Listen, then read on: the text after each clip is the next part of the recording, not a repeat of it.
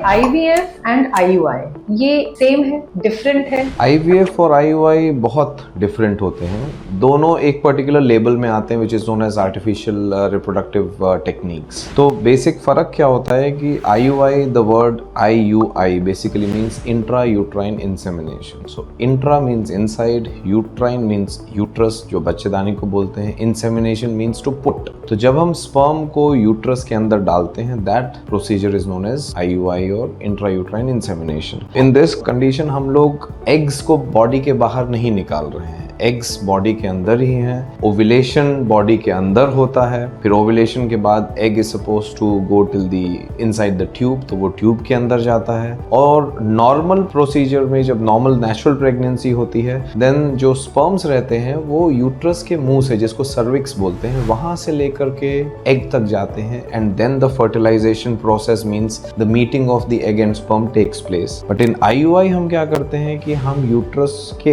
अंदर sperm sample को डालते हैं by doing a filtration process, जिससे कि ज्यादा बेहतर क्वालिटी के स्पर्म्स हमको मिले और उसको हम यूट्रस के अंदर डालें। तो उसका एडवांटेज क्या होता है कि जो डिस्टेंस स्पर्म को ट्रैवल करना रहता है from mouth of the uterus to reach till the egg which is रफली अराउंड 20 सेंटीमीटर्स, उसको हम लेस देन हाफ कर देते हैं कि वो 10 सेंटीमीटर हो जाता है। So there is a higher probability कि स्पर्म्स एग तक पहुंचेगा एंड इंपॉर्टेंटली स्पर्म अंदर एग के पास तब पहुंचेगा जब एग रिलीज हो चुका है या होने वाला है। That is very critical because sperms can survive up to 6 to 7 days inside the uterus. 6 से 7 दिन तक वो जिंदा रह सकते हैं, बट जो एग है, अंडा है, वो सिर्फ 1 दिन जिंदा रहता है, सिर्फ 24 घंटे तक। तो इसलिए IUI की टाइमिंग फिर जरूरी हो जाती है। तो दैट्स व्हाट IUI means. Now IVF means in vitro fertilization, IVF। So in vitro basically means outside the body and fertilization means जो एग और स्पर्म का मीटिंग प्रोसेस रहता है।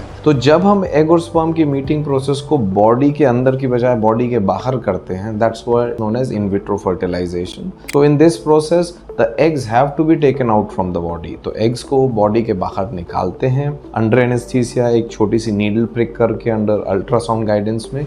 उस एग को IVF लैबोरेटरी में चेक किया जाता है। फिर हस्बैंड के जो स्पर्म सैंपल होते हैं या जो भी डोनर का, अगर मान लीजिए कुछ लोग डोनर से IVF कराते हैं, तो वो स्पर्म सैंपल लेके स्पर्म और एग को फ्यूज कराया जाता है, उससे एम्ब्रियो बनाया जाता है और उस एम्ब्रियो को यूट्रस के अंदर डाला जाता है। In short the difference is कि IUI में we are putting sperm sample into the uterus, in IVF we are putting the embryo inside the uterus.